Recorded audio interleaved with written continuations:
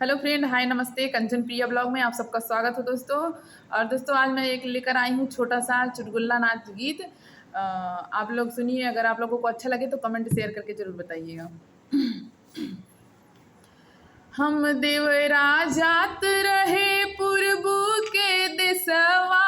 हम देवरा जात रहे पूर्वू के देसवा। देवर हो पिछवा से आवई तोहर भैया। देवर हो पिछवा से आवई तोहर भैया। हम देवरा खात रहे पुड़िया मिठैया। हम देवरा खात रहे पुड़िया मिठैया। देवर हो दोनवा चटाई तोहर भैया। देवर हो दोनवा चटाई तोहर भैया। देवर हो पिछवा से आवई तोहर भैया। हम देवरा जात रहे पूर्वू के देसवा। देवर हो पिछवा से आवई तोहर भैया। देवर हो पिछवा से आवई तोहर भैया। हम देवरा खात रहे पनवा सो पड़िया। हम देवरा खात रहे पनवा सो पड़िया।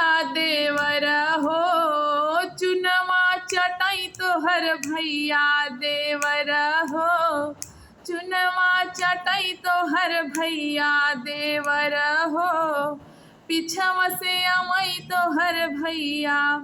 हम देवरा जात रहे पूर्वू के दिसवा। हम देवरा जात रहे पूर्वू के देसवा। देवर हो पिछवा से आवई तोहर भैया।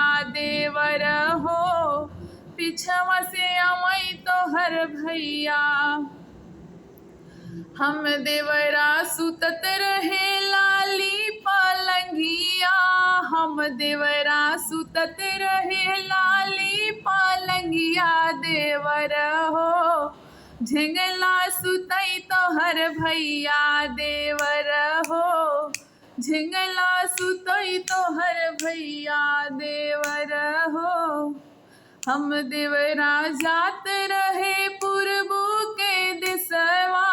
हम देवरा जात रहे पूर्वू के दिसवा। देवर हो पिछवा से आवई तोहर भैया। देवर हो ला ला ला ला ला ला ला ला ला ला ला ला। तो फ्रेंड सॉन्ग अगर अच्छा लगा हो तो फटाफट चैनल को सब्सक्राइब करिए, वीडियो को लाइक शेयर कमेंट जरूर करिए। फिर मिलते हैं अगले ब्लॉग में। By by. अगले वीडियो में गीत के साथ। ओके।